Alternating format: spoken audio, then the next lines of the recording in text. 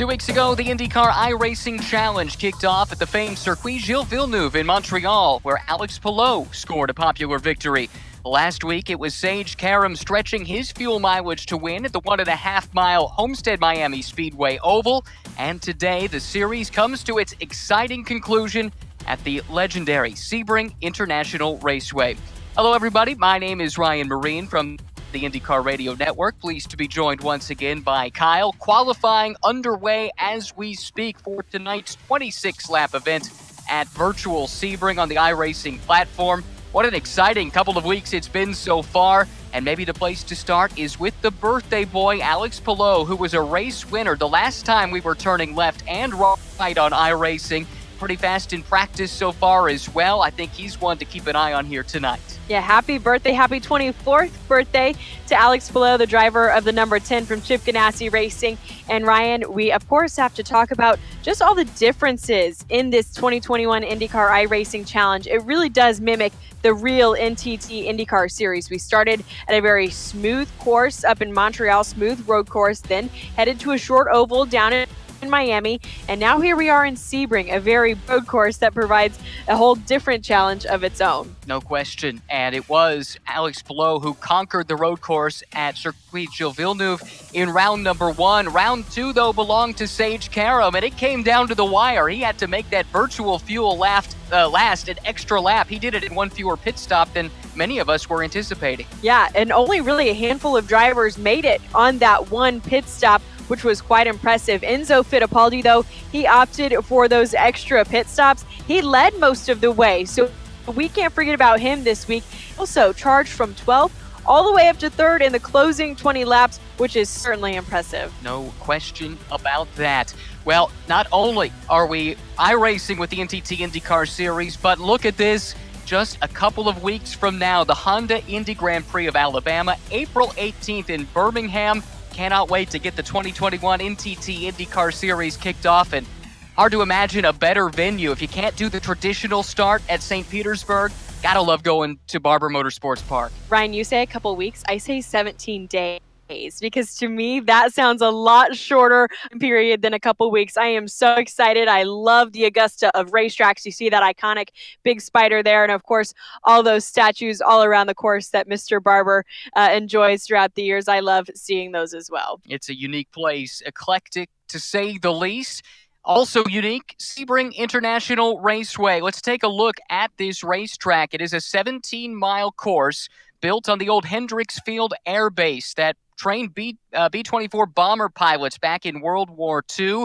Let's take a look around this racetrack. Turn 1, fast and blind, a difficult way to get this race started. That leads to the left-right complex, turns 2, 3, 4, 5, then to turn 6, Big Bend, which spits you out on the straightaway, heading to one of the premier passing zones on this racetrack, turn 7, the hairpin. Down to first gear there, then out onto Fangio, the 8-9 portion of the track. That leads to turn 10, another good passing opportunity there. Then the bends at 11 and 12, up to 13 at Tower Corner, up the Bishop Bend to turns 15 and 16, which spits you out onto Ullman Straight and into the iconic Sunset Turn number 17.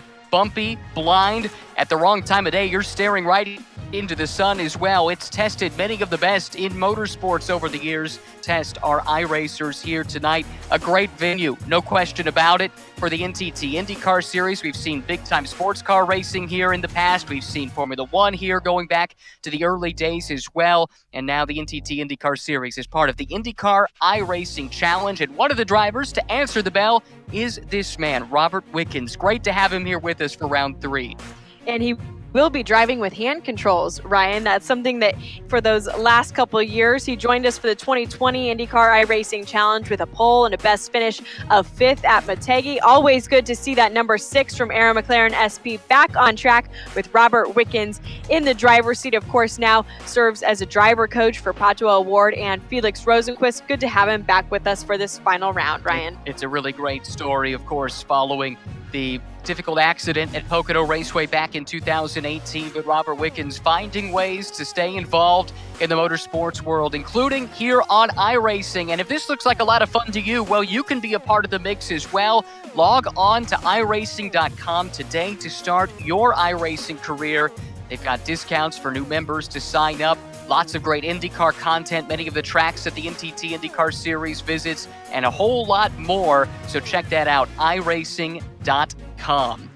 Well, Katie, qualifying is wrapping up, and we mentioned the birthday boy Alex Palou. With a few seconds left in qualifying, he sits on provisional pole right now, but the youngster, Braden Eves, representing the road to Indy, he's been fast in the build-up, just 7 thousandths of a second behind.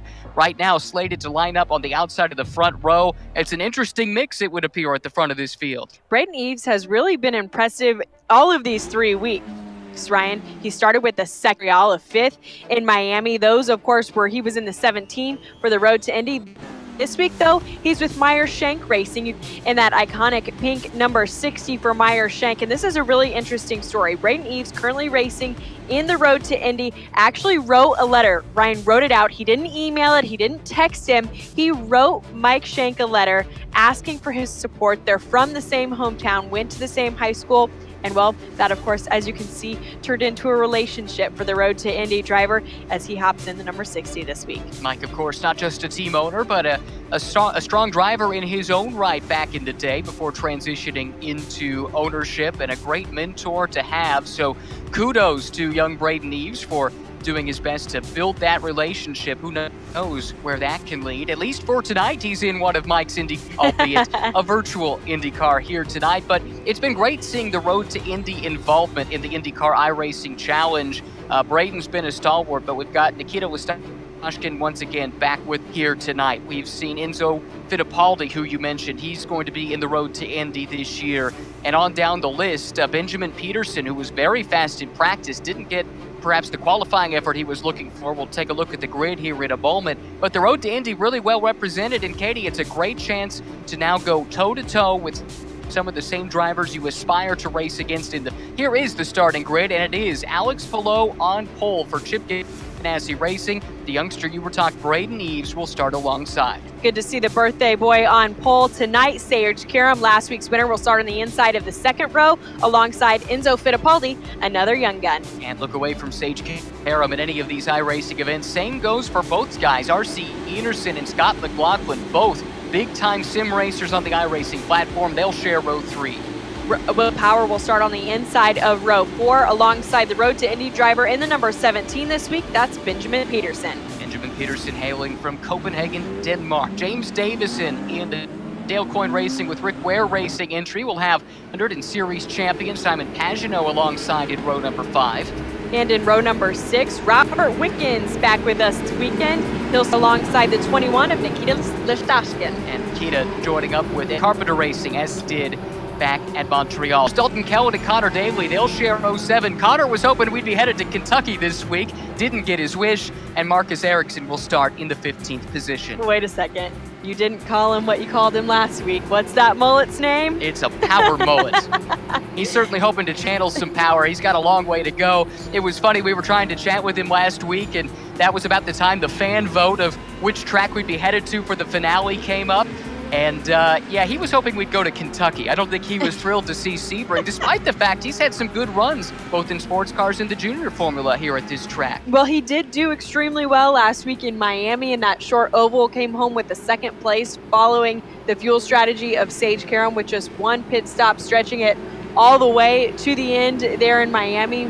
Certainly does have his work cut out for him charging from the back this week, though, Ryan. Well, let's take a look at those cars in the front, and not a lot of surprises. Some of the heavy hitters from the sim racing world. Sage Karam in the mix. Alex Palou, we saw how capable he is back in Montreal as the field makes its way around on the pace lap.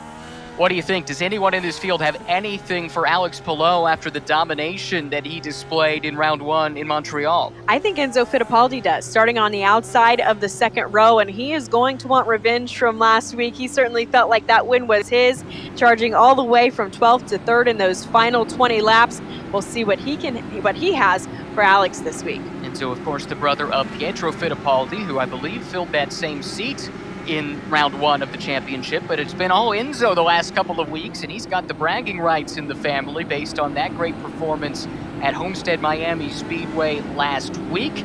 But still, a lot to be decided here in this final race of the IndyCar iRacing Challenge. His brother Pietro was back in an IndyCar just yesterday, testing at Texas Motor Speedway with Dale Coyne Racing with Rick Ware Racing. That's a tongue twister. So it's good to see Pietro back in an IndyCar for the first time since 2018. That's exactly right. He'll be running the oval portion of the schedule that Romain Grosjean will not be taking part in this year. Romain was actually testing his real IndyCar right here at Sebring, and some travel delays prevented him from being a part of this race. He certainly intended to be with us, but we understand the way that the travel gods can smile or not upon you as fortune dictates. So no Romain Grosjean in the field here this week. Lights are off on the iRacing pace truck. This is the Ullman Straight, named for Alec Ullman. It was his idea to bring motorsports to Sebring, to convert the old airfield into a racetrack, and what an inspired decision that proved to be. The field in great alignment, Katie. We are one corner away from getting this race started. And the detail that you speak of Sebring, Ryan, it certainly sounds like you spent a lot of time turning laps in your racing simulator. Indeed, I have. Didn't get to run the iRacing 12 hours last weekend, but certainly something I've done in the past. These drivers will try and tackle it, though, in an IndyCar. Around Sunset Bend they come. The green flag waves, and we are racing. Great jump from Alex Palou in the Chip Ganassi Racing entry from pole. And now the field trying to get into alignment. It looks like a move from Enzo Fittipaldi from fourth on the grid to the inside. He's racing with Braden Eves for second. Sage Karam got a great jump already up to P2. Eves holding on to P3. And look who it is. All the usual suspects up front. Ryan, Alex Palou in the lead, followed by Sage Karam, Braden Eves, Enzo Fittipaldi, and R.C. Enerson. If none of these names sound familiar to you, it's because they are all very young stars, up-and-coming stars. The NTT IndyCar Series and the Road to Indy. Get to know their names well. They will be stars in the IndyCar Series in just a short time. How about this start from Sage Karam? As experienced on iRacing as any driver in this field, he has made the pass on Alex Palou and leads this field now. As we continue on the opening lap, that car's still a little bit twitchy on the cold tires, but Sage Karam aggressive early. It looks like Braden Eves did manage to hold off the charge from Enzo Fittipaldi. Still runs in third, ahead of Fittipaldi in fourth, and R.C. Enerson in the Top Gun Racing entry. A real team we expect to see make its debut at the Indianapolis 500. He runs fifth, another strong showing in the IndyCar iRacing Challenge. Ryan, for those that aren't very familiar with iRacing, they may say, well, you just said cold tires. That sounds odd. There's no tires in virtual racing. But Ryan, as an experienced iRacing simulator driver, how can you feel the differences in those cold versus hot tires? I'll tell you what, you definitely feel them. You feel them right here through this bumpy Sunset Bend. It's side by side for the lead, and Alex Palou on the outside there got caught out by one of the bumps. We've got to spin a little further back. That's Robert Wickens in the wall. Also involved is, Benjamin Peterson.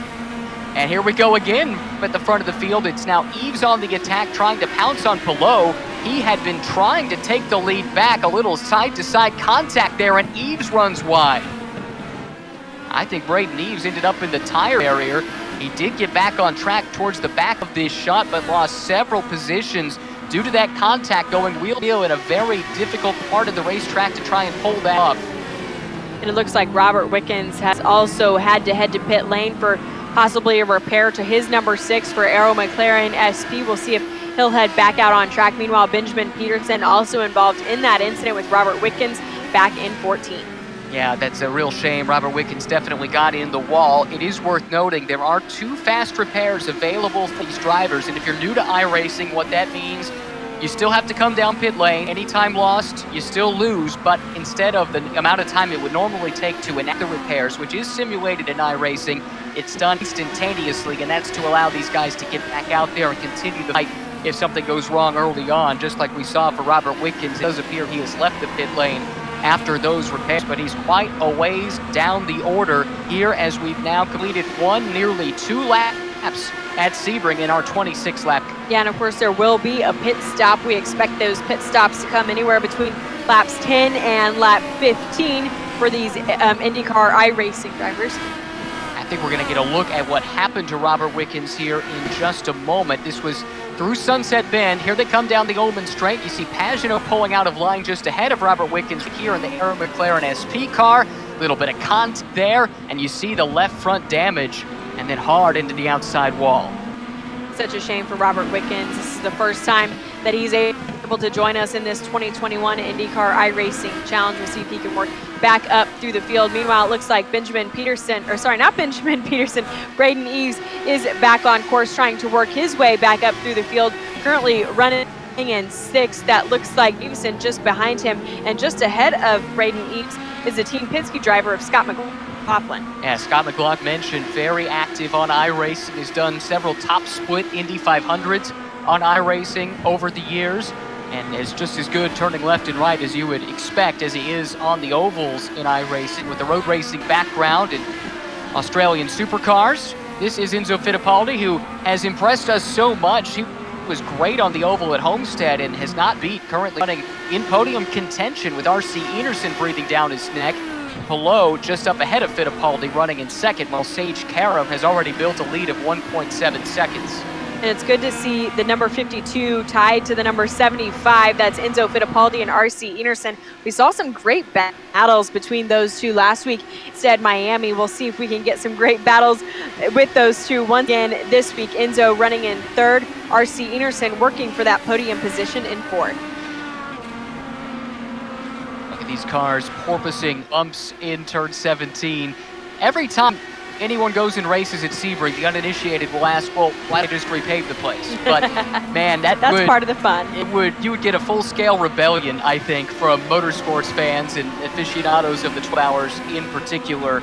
The bumps are as much a part of this racetrack as you'll find around the race course, and to take those away, that the notion is purely anathema to anybody who's a Sebring aficionado. So Sage Karam out in front, Alex Palou runs in the second spot, Enzo Fittipaldi in third, and R.C. Enerson, what an impressive young man he is. Doesn't have a lot of IndyCar experience, only 4 previous starts, and it's spaced out over several years.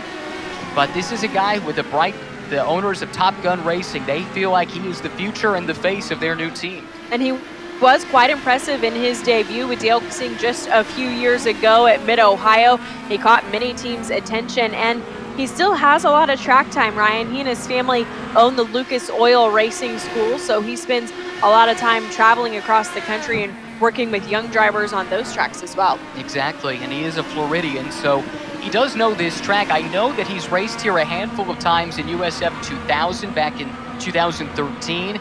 He raced here in Cooper Tire Winterfest competition. Somebody runs a little bit wide. I'm not sure who that is at the back of the shot there. I had a couple other starts in the 2012 F2000 championship season here at Sebring. So trying to use that to his advantage. We take a look here at Robert Wickens, and Katie, you mentioned it earlier, racing with hand controls.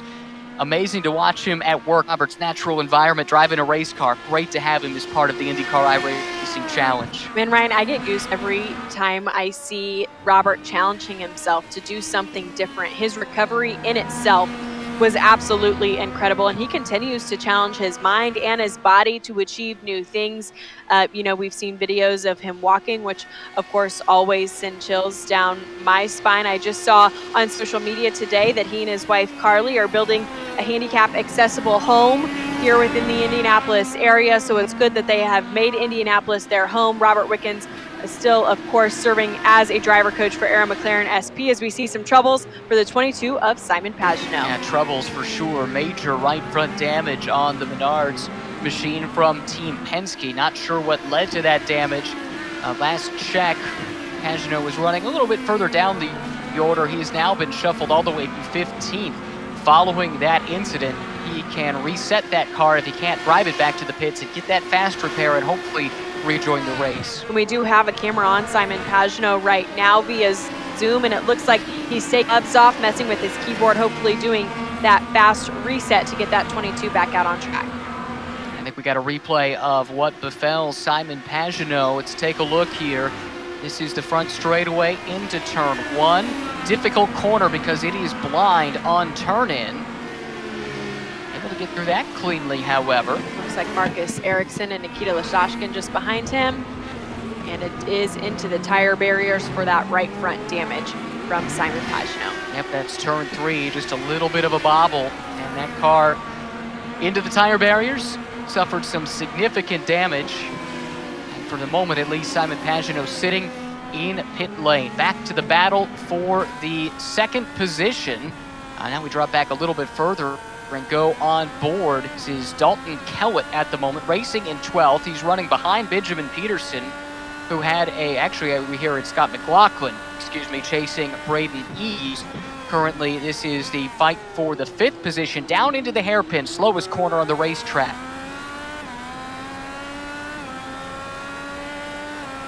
Listen to him work his way back through the gears, through Fangio, named for the great Formula One driver Juan Manuel Fangio. Down here into turn 10. Now the bend to the left, Collier curve. Quick jig to the right at turn 12, then turn 13, Tower Bend, really tricky place, trying to get back to power. You can see visually the different surfaces on this racetrack, and doing a little research prior to this, of the 3.4 miles around Sebring Raceway, just over 3 of them are asphalt. The other portion of it is concrete, and all of that is modeled in iRacing. The grip level varies depending on what surface you're on, just like you would in the real world. That certainly presents a great challenge for these NTT IndyCar Series drivers. Like we mentioned, they're used to racing around Sebring, but only on that 1.7 mile course.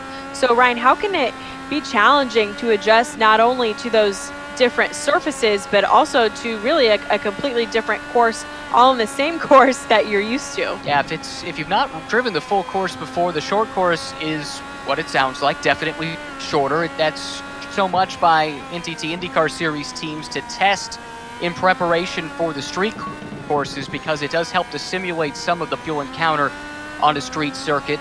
But you're right. I mean, if this is uncharted territory for you, you're definitely trying to find different pieces around the track that you might not be comfortable with, trying to feel out that grip level. It does vary. Here is Dalton Kellett. Now we take a look at the Canadian driver, driving with his normal sim rig once again after using a homemade one last week. If you missed it, it's an incredible story. He built his own steering wheel out of recycled materials primarily, and he's an engineering degree holder, really bright guy. Amazing what he was able to do with that last week at Homestead. Yeah, and he did that in partnership with a STEM foundation, so kids could use that as a prototype to build their own steering wheel, because really they lost access to a lot of those STEM classes and STEM capabilities throughout this COVID-19 pandemic. But because of Dalton and his help, he gave them those tools to do it at home. It's like with a little help from Yoda, baby Yoda. You take all the help you can get. At the moment, Dalton is running back in 12th, trying to chase down Benjamin Peterson. Your top 5 as they run: Sage Karam by 1.8 seconds over Alex Palou, Enzo Fittipaldi, R.C. Enerson, and Braden Eves, your top 5. Scott McLaughlin running 6th. That group all within 5 seconds of one another. James Davison a further 0.4 of a second back in 7th. Power Marcus Ericsson and Nikita Wastashkin currently running in 10th. Let's jump to the front of the field. We'll be seeing in a moment Alex Palou plying his trade. And Katie, you mentioned it earlier, a special day for the young Spaniard. Happy birthday, Alex. I will spare you the pain of us singing to you, but it is Alex 24th. And I did see a fun little exchange earlier this week between Alex Palou and Tony Kanaan. Alex had hopped on iRacing, and he noticed that someone else was in the number 10 for Chip Ganassi Racing. Well, that someone else just so happened to be Tony Kanaan. And Alex didn't know that Tony Kanaan used to be the driver of the number 10, because Alex has been a part of the NTT IndyCar Series.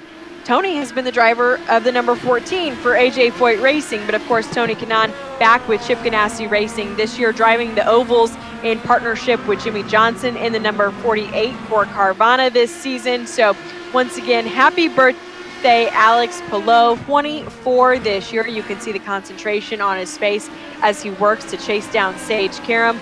Those two each already a winner in this 2021 IndyCar iRacing Challenge. And last year, Alex Palou driving for Dale Coyne Racing with Team Go, coming to the NTT IndyCar Series from Super Formula in Japan. I think with a lot of question marks around him, we just weren't sure what fact. Finished 16th in points, but I don't think that necessarily speaks to just how impressive he was. And to illustrate that point, it was Chip Ganassi that gave him the call. Yes.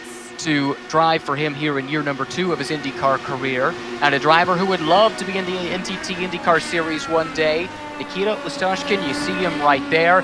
The very colorful backdrop we saw back in week 1 in Montreal. I don't know how that's not distracting Nikita, but he keeps that concentration level. Currently running 9th with Indy 500 winner and series champion Will Power up ahead. That's who he's trying to chase down. And I love Nikita's story. He moved to the U.S. at just 16 years old by himself to LA from Russia because he loved racing, wanted to figure out how to get involved, got himself involved in the road to Indy. This year he'll be racing Indy Lights with HMD Motorsports. Of course, he did join us in Montreal, like you said, a 10th place finish. So good to have Nikita with us with Ed Carpenter Racing this week. The 30-year-old born in Moscow, Russia, but has made the U.S. home, as you mentioned, for quite some time. Very early in his IndyCar, or open wheel career here in the States, I should say, he did make 5 starts here at Sebring Raceway in an F2000 car. Not sure how applicable that is to driving an IndyCar around this track in iRacing, but nevertheless, you'll take whatever advantage you can get. This is a great fight we've got on our hands here with McLaughlin right now in the PPG entry from Team Penske, holding off the pink AutoNation car that is driven by Braden Eves here this week. Right behind James Davison, who was very impressive last week at Homestead. He's lying in wait, sizing these two up for an opportunity. Yeah, and once again, I just want to feature these young drivers that we have joining us for this 2021 IndyCar iRacing Challenge.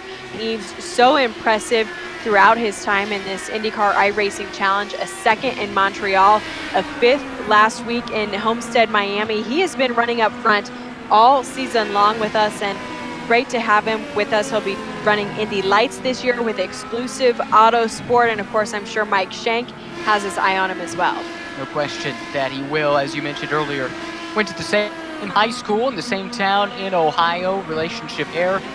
Good mentor to have and a good connection to have if you aspire to race in the NTT IndyCar series. You know, I think Mike Shank really has proven that he values those relationships so much. He and Jack Harvey came to the Indianapolis 500. As you see, James Davison working hard on Braden Eves for that pass. It looks like James Davison will make that pass stick for the 6th place position.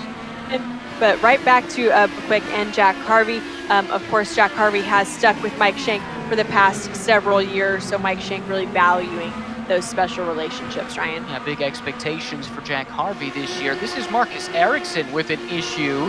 That is coming onto the Ullman Straight at Le Mans Curve.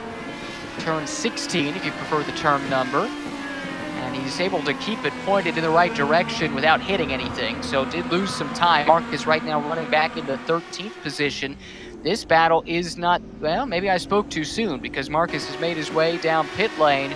It is possible, though, that we are in that pit window, so we'll keep an eye on that as Davison makes the move, or at least he holds off a challenge from Braden Eves, who lost that position a moment ago, but sure would like it back.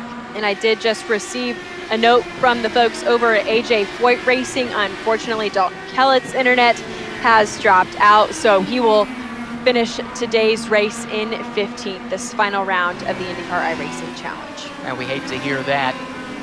Dalton stepping up to a full season in the NTT IndyCar Series for 2021 after running a select calendar last year. Graduate of the Road to Indy program, very experienced in Indy Lights before making the jump. What he can do in year 2, paired for the full season with Sebastian Bourdais, and he'll have Charlie Kimball for the Indianapolis 500 as a 3rd teammate with AJ Foyt. And tell you what, we've been hearing some rumors about a 4th AJ Foyt car for the Indy 500. How exciting might that be? Yeah, I'm hearing rumors of a lot of additions of cars to teams for this year's Indianapolis 500, which of course is great to hear after the 2020 season, which we made it through. Great to see so many new drivers joining us, new teams joining us. We got Top Gun Racing joining us this year. That's a 75 of RC, and of course Peretta Autosport coming with an all-female team. That driver Simona Di Silvestro. Other names that have come up that are definitely joining us this year: Juan Montoya, Elio Castroneves, of course some big names back at the Indianapolis Motor Speedway. And looking beyond just Indianapolis, look at the rookie class. Scott McLaughlin running the full season, but then you throw in Romain Grosjean and Jimmy Johnson on the ovals, and you're talking about possibly the greatest to ever do it in Supercar, possibly the greatest to ever do it in NASCAR, and a driver with extensive Formula One experience. It's going to be fascinating to see that rookie class here in 2021. This might be the opening gambit of the pit stop sequence. Alex Palou comes in on lap number 12, pitting from podium contention. Our leader still is this man, Sage Karam, last week's winner.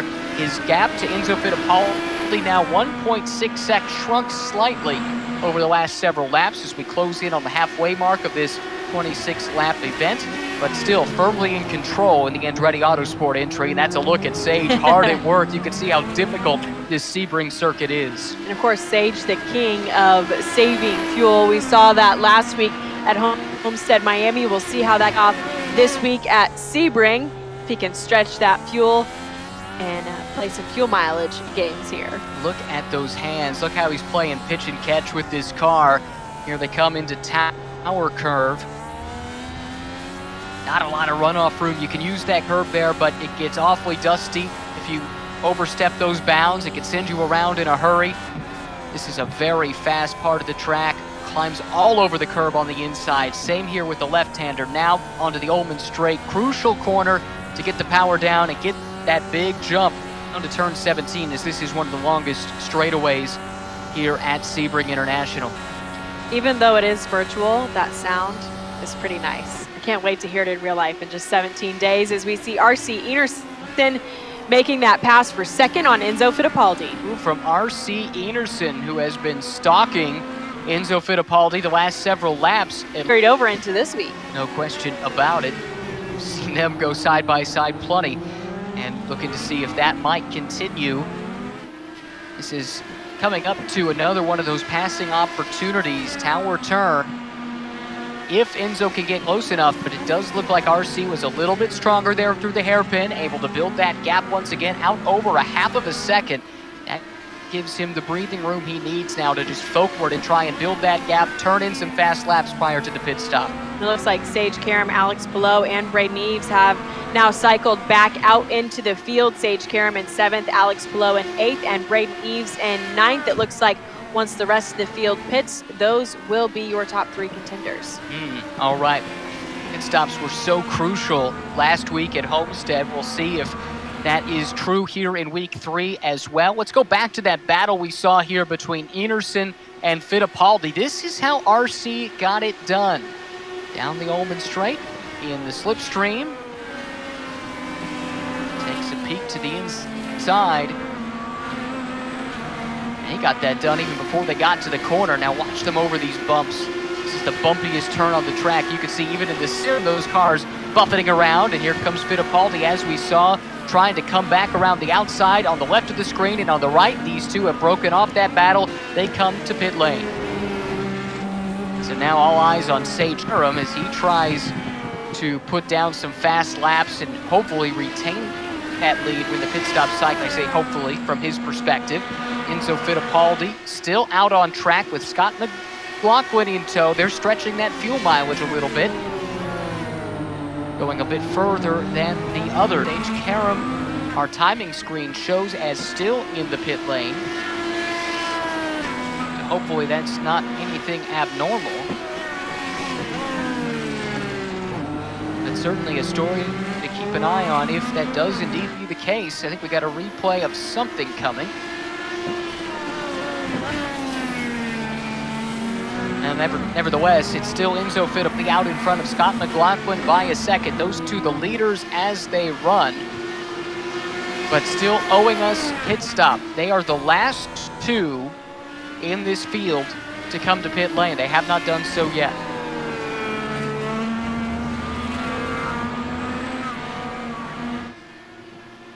That's Marcus Ericsson, third car in that shot. But he is down the order, one lap now, running in 11th. We saw his issues a little bit earlier on, the brief spin, then came to the pits, and now here come our leaders. They've pushed it as far as they feel comfortable, and Enzo Fittipaldi and Scott McLaughlin now will come to the attention of their virtual pit crews. And was that Robert Wickens I also saw sitting on pit lane, so it seems like Robert Wickens has encountered encountered some issues as well with who coming to pit lane, though. That means it's the driver of the number 10 and the birthday boy back out front. That's Alex Palou. Yeah, it looks that way. Sage Karam appears to be of this race disconnected at this point based on what we're seeing on timing and scoring. He was one that had that camera shooting back at him, and that appears to have disconnected as well. So reading between the lines, last week's winner, Sage Karam, looked like he will be a race winner in week number 3, and the beneficiary clearly race 1 winner of the iRacing IndyCar Challenge, Alex Palou. I think that's something we can all relate to, right? Internet issues. During this year the time, especially? Yes. During 2020 and 2021, I think that's something we can all relate to. Internet issues dropping out on us, Zoom not working. Here we are.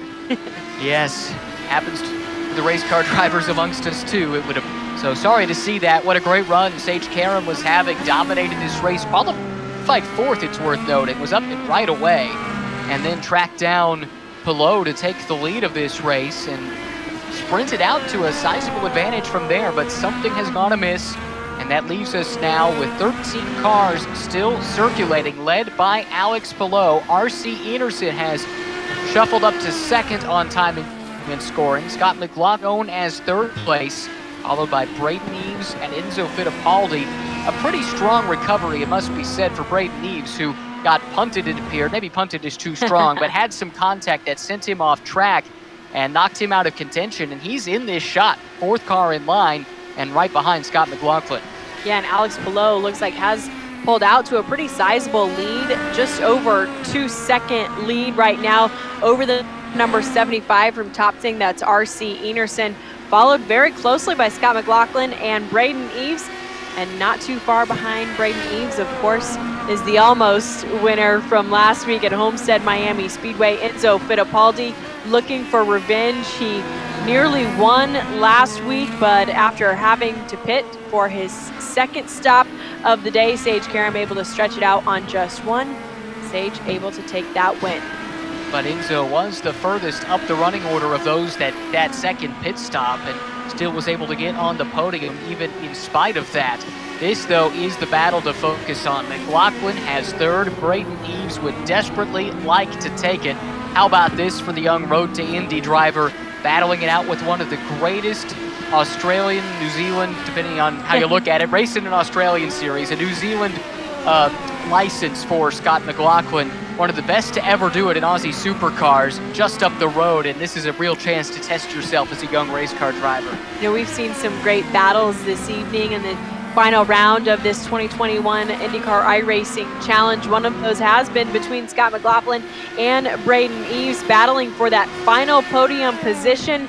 Braden working hard on that rookie this year. Yes, he will be the lone rookie to contest the full season, both road courses and ovals. I suppose you could throw street courses into the mix if you like to separate that from the road courses. So a full slate for Scott McLaughlin in 2021, and I think there will be a lot Tippity and eyes down under in Australia and New Zealand, keeping close tabs on how he fares. He won everything you could win in Aussie supercars, racing for the captain, I might add, in partnership with the legendary Dick Johnson, legend of supercar racing in Australia. What a potent combination that proved to be for so many years. That partnership, throw in a driver of Scott's caliber, and they just won race after race, championship after championship, to the States in search of a new challenge.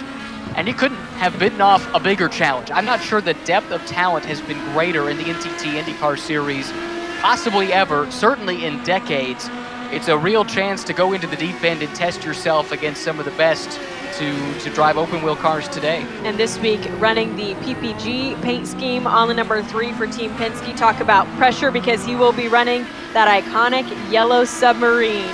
The number 3 that we have watched for so many years will be driven by Scott McLaughlin this year. I'm sure Elio Castroneves to get used to that. He'll be in the number 06 this year for Meyer-Shank Racing. So Alex Palou, RC Enerson, Scott McLaughlin, your top 3. They are now separated by a couple of seconds each. It's 2.7 from Palou to Enerson, then 1.2 from Enerson to McLaughlin.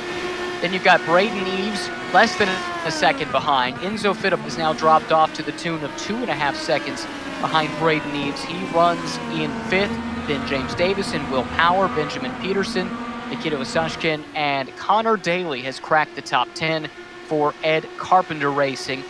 Back to the Yellow Submarine. When you think of that, who do you think of? Do you think of the Yellow Submarine that we've had the last couple of years with Helio Castroneves, possibly Rick Mears, possibly Johnny Rutherford? I mean, there's several different choices. Which one's the iconic Yellow Submarine to you? Oh, I mean Rick Mears, but because I've covered Helio's time in the Yellow Submarine, I instantly think of Helio. I think, for me, I go back to the Chaparral, the Johnny Rutherford-driven cars. We have somebody off track there. That might be Marcus Ericsson again, and it appears to be. I guess that's the OG of the Yellow Submarines, right? And the Chaparral brand, Dean Hall, so pivotal in the development of open-wheel cars and ground effects in particular, but very adept in sports car design as well, including a lot of success at Sebring over the years. So there's a lot of different things that you go back to, and one of the great things about a paint scheme like that is no matter when you grew up, no matter when you were watching, you've got a Yellow Submarine that you can be drawn to, at least over the last 30, 40 years. That's like that papaya orange with their McLaren SP, right? Well, speaking of some race fans, here's one. This is Jas Blade. He received an iRacing simulator back in November. It was part of his Make-A-Wish. Jasper battling leukemia right now. That iRacing simulator you saw there dropped off by none other than James Hinchcliffe, the Borg Warner Trophy, and a couple of 500 Festival Princesses. We spoke with Jasper earlier this evening. He said he does spend several nights a week on his iRacing simulator. So if you like to race against Jasper, maybe catch him one night this week on an iRacing simulator. Always remember, you can head to iRacing.com too. We do have some discounts on memberships for you right now. You might also catch NTT IndyCar Series drivers, but congratulations to Jasper. We wish you well in your fight against leukemia. Yeah, great to speak with him today. Certainly an upbeat young man, and we wish him the best in his iRacing endeavors as well. How cool is that to have your favorite IndyCar driver and the Borg Warner Trophy drop off your own iRacing sim rig? Just any old Tuesday. Well, great story and a great collaboration between the Make-A-Wish Foundation, the Indianapolis Motor Speedway, IndyCar, James Hinchcliffe, Borg Warner. Everybody had to get together to make that dream come true, and that's what it's all about. Here we go. Battle for third on track with 8 laps remaining. Scott McLaughlin, Braden Eves, Enzo Fittipaldi, the 3 protagonists this battle. And R.C. Enerson, you can throw him into the mix, actually. That's the better battle of the bunch. Just up from Scott McLaughlin, who is on a charge. They have cut into Alex Pallou's lead now, down under 2 seconds, and McLaughlin on the push to pass slides up the inside. That's a tough place to get it done, but he does. McLaughlin to P2 for Team Penske. I have a feeling that is going to be a move we'll see quite often this year within the NTT IndyCar Series, but R.C. Enerson looks like he's not going to let Scott get away too easily as he creeps up on the back end of that number 3. And I mentioned the button, that of course being push to pass, and yes, even in iRacing, the NTT IndyCar Series cars have access to the extra boost from the push to pass systems. The Borg Warner turbos virtually spooling up just a little bit more to deliver about 40 extra horsepower, and it looked like Scott used that to his advantage. Looks like he still has 4 uses of the push to pass remaining. Alex Palou up in front, down to just 1. That could be a crucial thing to keep an eye on here in the final handful of laps, especially now that McLaughlin has gotten clear of R.C. Enerson and has clear track ahead to try and chase down the leader. But R.C. Enerson still has 7 left, so I assume he'll use a few of those to catch back up to Scott McLaughlin, as it looks like he did just too far behind R.C. You see that pink car lurking just off into the distance. That's the 60 of Braden Eves. Meyer Shank this week. Of course, you can catch him in Indy Pro 2000 in the Road to Indy this year. He has 4 push to passes left. So as we come to these final 6 laps, a lot of drivers using all they can to get into those final podium positions. Really interesting that in our top 4, you have all of the podium finishers from Montreal.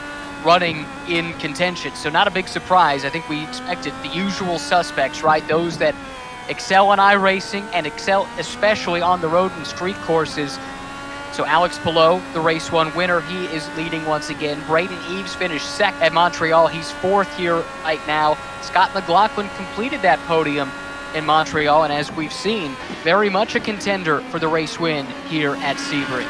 Those handful of drivers kept it interesting for the past 3 weeks for us as we take another look at R.C. Enerson in that final podium position. There's the group of leaders that you'll be watching for these final 5 laps, Ryan. Talking about iconic paint schemes, made mention to this, I think, on the broadcast last week, but this one just screams Johnny Lightning Special, the Al Unser livery that won 2 Indy 500s in a row.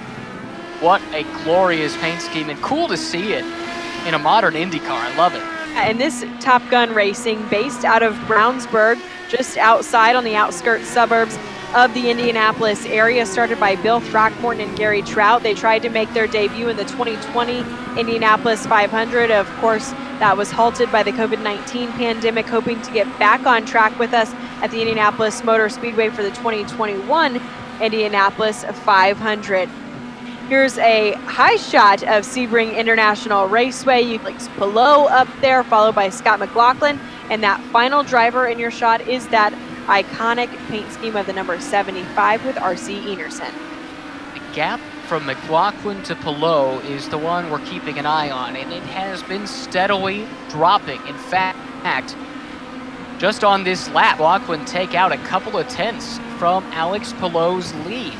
So we could have a battle for the lead on our hands before this is said and done. And again, those two were racing with one another at Montreal, if memory serves. It'd be great to see a redux of that. Yeah, and Alex Palou, as you mentioned, just one push to pass left. So if Scott McLaughlin does get up on the back end and close to that number 10, it will be hard for Alex Palou to defend because Scott McLaughlin still has 4 push to pass buttons left. R.C. Enerson with 6. So 22 of 26 laps complete. Alex Palou leads Scott McLaughlin, but that lead, which was up 2.5 seconds, has been halved. Scott McLaughlin now just 1.25 seconds back. You can see it out the windscreen, out the aero screen of McLaughlin's NTT IndyCar machine. PPG colors on the side ponds for Team Penske, trying to chase down Chip Ganassi Racing. Boy, I feel like that's been said before.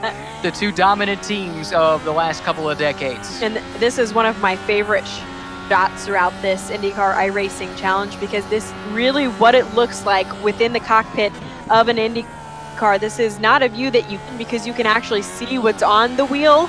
And that's not something teams let you see too often within the real IndyCar series, but a great view, just exactly what Scott McLaughlin is seeing right now. Exactly so. This is effectively the visor cam. You can see the halo portion of the aero screen, that bar up in front, and drivers say you get used to it awfully quick. You kind of forget that it's there. That appears to be the case here in the sim as well, ever since it was implemented on the DW12 chassis. Here comes McLaughlin stalking his prey. Alex Palou now, the lead down to just 8 tenths of a second, and that push to pass advantage really favoring Scott McLaughlin. Through Sunset and turn 17 to complete another lap. 23 of 26 in the books. This is a look back over the rear wing of McLaughlin. Now we swing forward. This is the chase. This is the fight for the top spot in the final event of the Indy Racing Challenge. And with just 3 laps to go, as Scott McLaughlin closes that gap up to Alex Palou, the gap to R.C. Enerson continues to grow.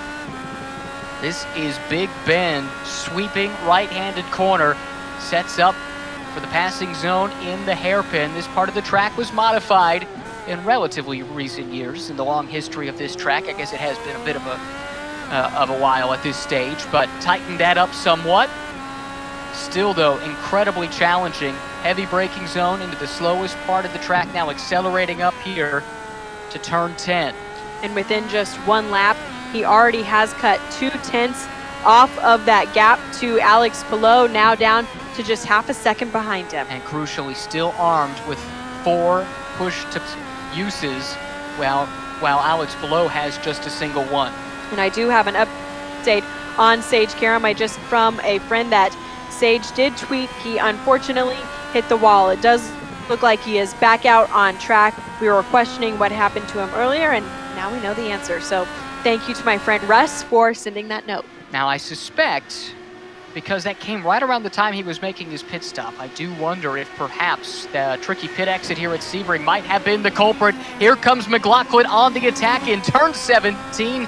Throws the car to the inside and has but Palou with the undercut side by side down the pit straight, headed to turn 1 with just a few laps remaining. What a move from McLaughlin to take that car to the point, but Palou not ready to relinquish it. To the outside of McLaughlin he goes, now has to fall back in line. I expect Alex will make some pretty bold moves to try to get that lead back from Scott McLaughlin. Of course, the consequences for making bold moves in iRacing, not as they would be in the real NTT IndyCar series.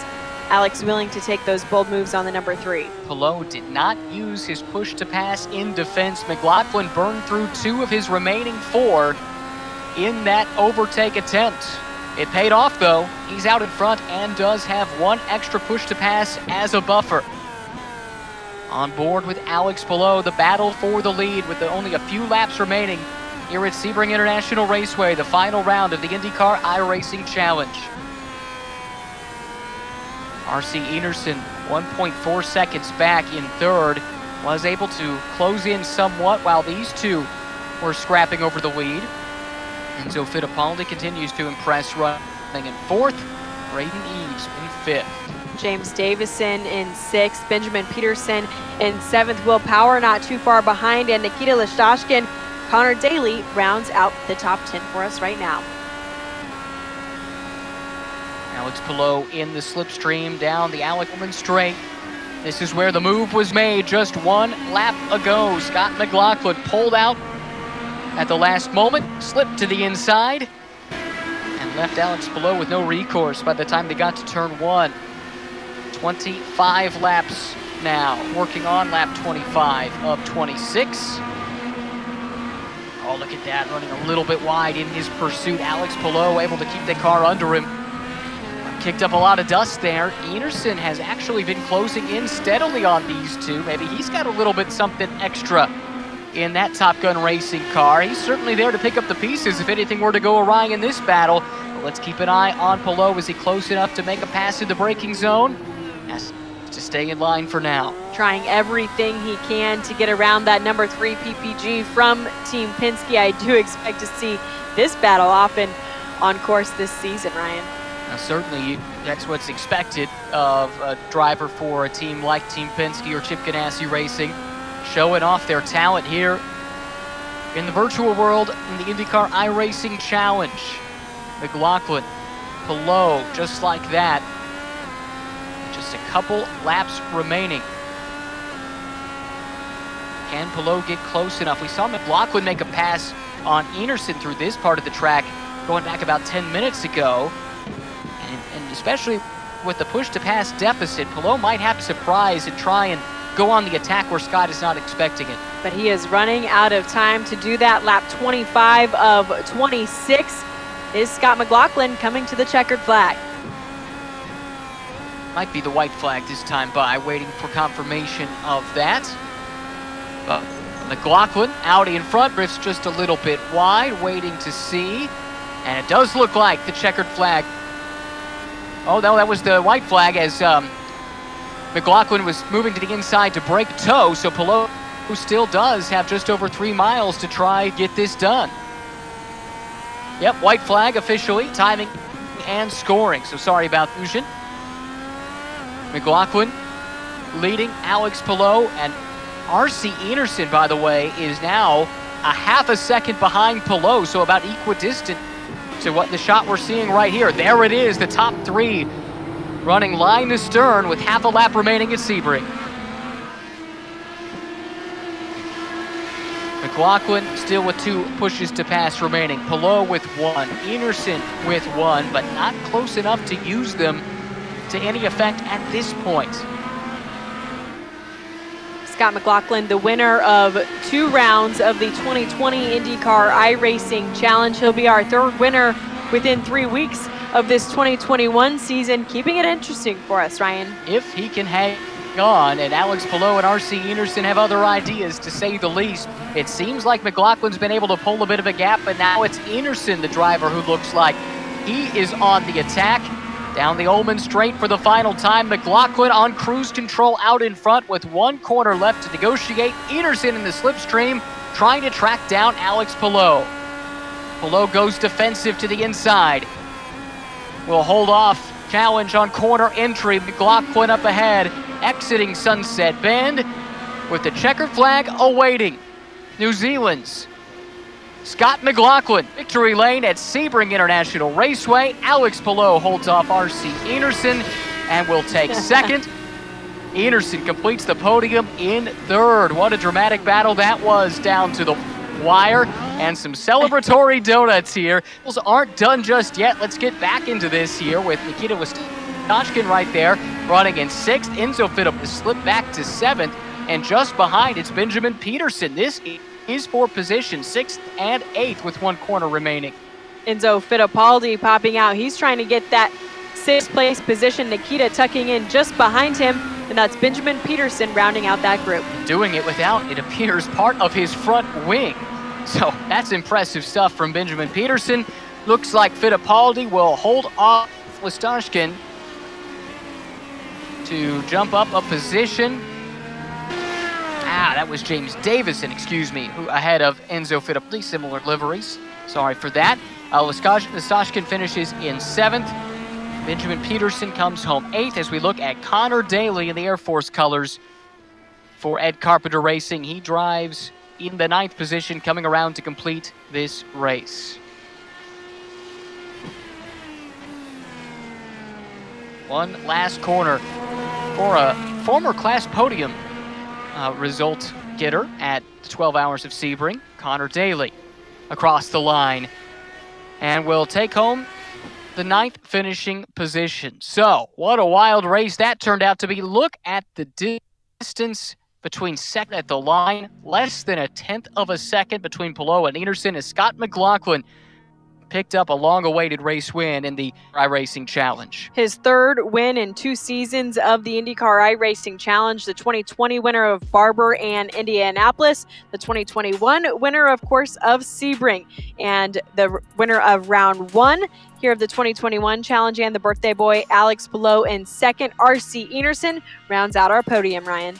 Yeah, great results for all of those names. Braden Neves, a good recovery. What might have been had there not been the contact early in the race for him. Still soldiers home to 4th with James Davison charging late to get up to 5th ahead of his teammate Enzo Fittipaldi. Nikita Wastashkin slips back to 7th there in the final few laps. Benjamin Peterson in 8th. Connor Daly and Will Power completing the top 10. And then back to Robert Wickens in 11th. Marcus Ericsson, a trouble-filled race, I'm afraid to say, for him. Simon Pagino, Sage Karam, and Dalton Kellett, who was a victim of an internet connection gone awry, will take the 15th and final finishing position here tonight. A great win by Scott McLaughlin tonight. Certainly a hard-fought battle between he and Alex Palou. Very entertaining battle. Hopefully we will have a chance to talk to Scott here in just a few minutes. But season of this 2021 IndyCar iRacing Challenge. Now it's time to go real racing here in just 17 days. Yeah, can't wait to get the NTT IndyCar Series started at Barber Motorsports Park just 17 days from now. April the 18th is race day, first race day of the year for the championship. And of course, coverage with our TV friends at NBC, but also the IndyCar Radio Network will be there providing live coverage as well. Can't wait for that. And before we turn the page fully to the real world of racing, this IndyCar iRacing Challenge, when it started last year, it filled a void. We were all missing our racing, and we were wondering, well, is there still a place for it even when racing resumes? And I think we've seen there is an appetite for big-time drivers and sim racing, and what a show they put on for us the last 3 weeks.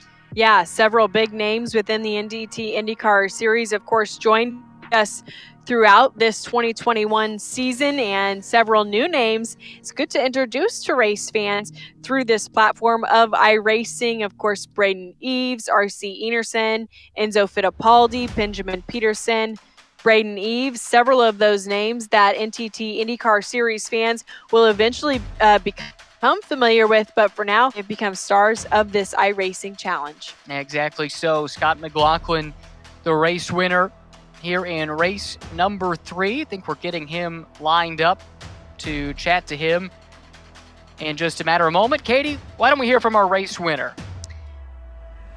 Scott McLaughlin joining us all the way from Charlotte, North Carolina. Scott, the winner of 2 rounds last season and the winner of the final round this season. Congratulations. Thanks. Yeah, it's a nice little win that. I'm very surprised. But the PPG Chevy was good.